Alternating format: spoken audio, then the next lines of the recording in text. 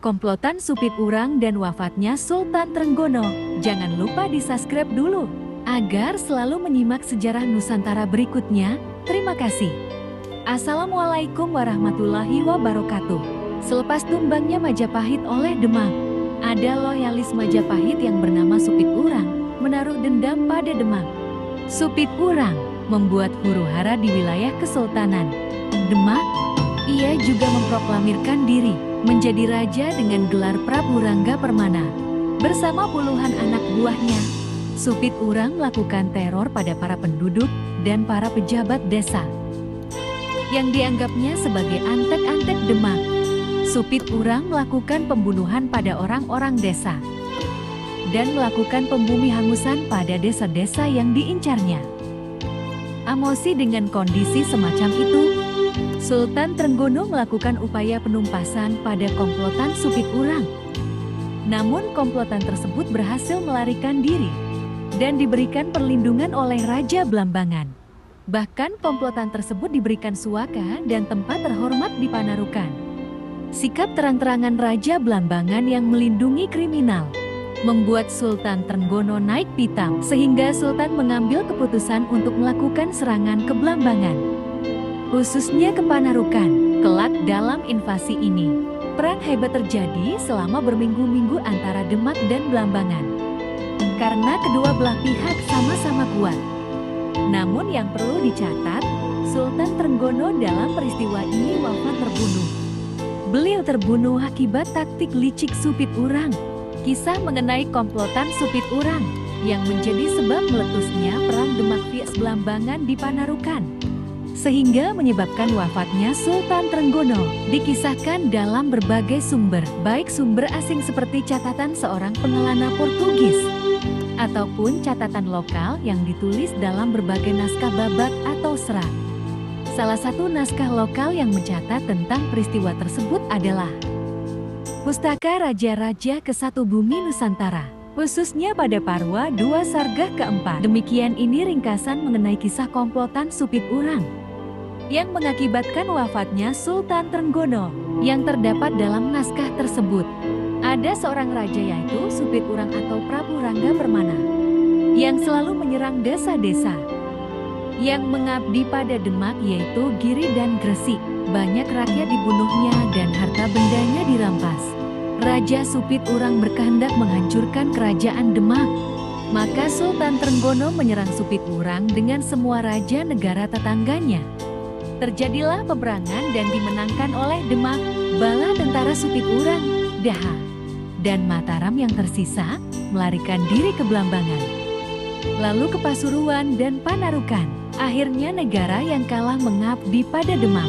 Lalu Sultan Trenggono meminta bantuan kepada Sunan Jati agar bala tentara Cirebon, Banten, dan Sunda Kalapa turut dalam menyerang semua kerajaan Hindu di Jawa Timur. Permintaan tersebut disetujui oleh Sunan Jati, maka Sunan Jati mengutus adiknya yaitu Ratu Pembayun pergi ke Sunda Kalapa menemui Fadilah Khan agar bala tentara Jawa Barat turut memerangi kerajaan Blambangan, Panarukan, dan Pasuruan. Maka dari itu, bala tentara Jawa Barat yang dipimpin oleh Fadilah Khan sebanyak 7.260 orang membantu Demak. Bala tentara yang dipimpin oleh Fadilah Khan bersatu dengan bala tentara Demak yang dipimpin oleh Sultan Trenggono, lalu berperanglah melawan Panarukan. Berikut bala tentara Pasuruan dan Blambangan yang membantu Panarukan. Karena sama-sama kuat dan banyak yang mati, maka perangan pun dihentikan. Raja Supit Urang mengutus seorang anak yang berusia 10 tahun untuk membunuh Sultan Trenggono. Anak tersebut berhasil melakukan tugasnya. Sultan Trenggono berhasil dibunuhnya.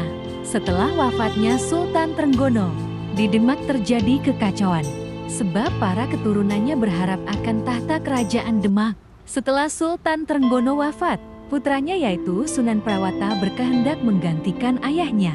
Namun ia dibunuh oleh Arya Panangsang, putra Pangeran Sekar Sedalepen. Sehingga di Demak antara saudaranya saling membunuh. Lalu Pangeran Pasaren putra Sunan Jati Cirebon meminta bantuan kepada bala tentara Sunan Prawata untuk menyerang bala tentara Arya Penangsang. Dalam peperangan tersebut banyak bala tentara Cirebon yang mati, sedangkan Pangeran Pasarean dibunuh oleh Arya Penangsang. Akhirnya, Arya Penangsang dibunuh oleh Ki Ageng Pamanahan, yang diperintah oleh Adiwijaya yang menjadi Sultan Pajang. Adapun daerah kekuasaan Pajang, yaitu Sedayu, Gresik, Surabaya, Pasuruan, Tuban, Pati, Demak, Pemalang, Purbaya, Blitar, Selaron, Kapiak, Mataram, dan sebagainya. Adiwijaya beristri dengan putri Raden Patah. Pada waktu itu Pajang bersahabat dengan Cirebon, Banten, dan Sunda Kalapa. Maka dari itu Fadilah kan selalu menjadi utusan Jawa Barat mewakili Cirebon ke Pajang. Cucu Fadilah kan yaitu Ratu Mas atau Panembahan Ratu, tinggal di Pajang. Lalu Cirebon dengan Pajang mengadakan perkawinan antara Panembahan Ratu dengan Nyi Mas Ratu Lampok Angroros putri Sultan Pajang. Mulai 1474 AK, yang memimpin Cirebon adalah Sunan Cirebon dengan Pangeran Suwarga menjadi Adipati Cirebon, yang selalu mewakili Sunan Cirebon dalam memimpin keprabonan ini dengan semua bala tentara Cirebon oleh Sejarah Nusantara. Demikianlah sejarah Nusantara kali ini, dan nantikan sejarah berikutnya. Terima kasih. Wassalamualaikum warahmatullahi wabarakatuh.